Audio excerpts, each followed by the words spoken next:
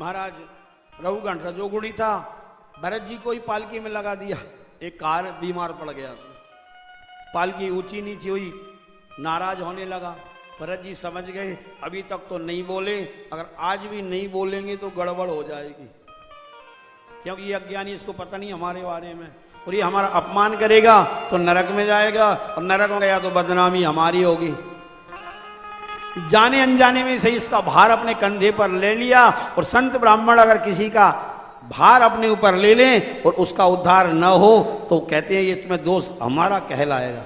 इसलिए अब जिसका भार ले लिया उसका उद्धार करके ही छोड़ेंगे। तो महाराज रघुगण को उपदेश दिया ब्रह्म ज्ञान का।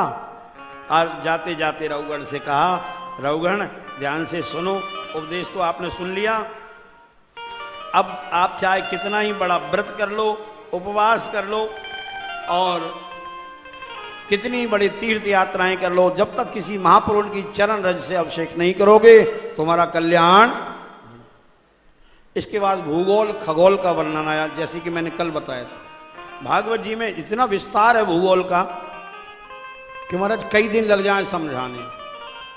पूरी धरती पर कितने द्वीप हैं, कितने पहाड़ हैं, कितनी नदियां हैं, सबका नाम और नाप तौल लिखिए भागवत जी महाराज। हिंदी पढ़कर देखो इसका आप, पूरे संपूर्ण भूमंडल के भूगोल का वर्णन यहाँ श्रीमद् भागवत में। और भूगोल का ही नहीं, खगोल का भी है।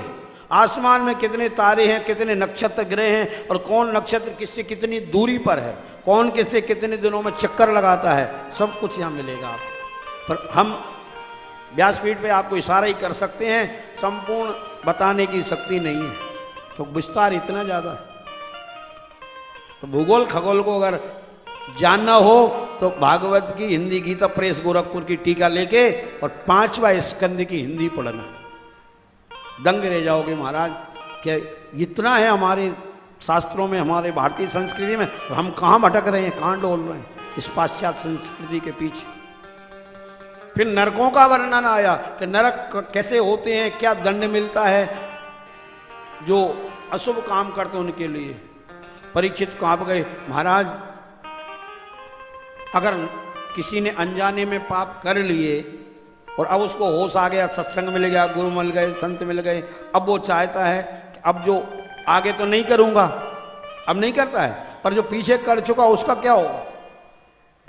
भाई जब तक ज्ञान नहीं हुआ था, कोई हमको नहीं मिला था मार्गदर्शक, इससे पहले तो पाप हो चुके ना हमसे, उनका क्या होगा।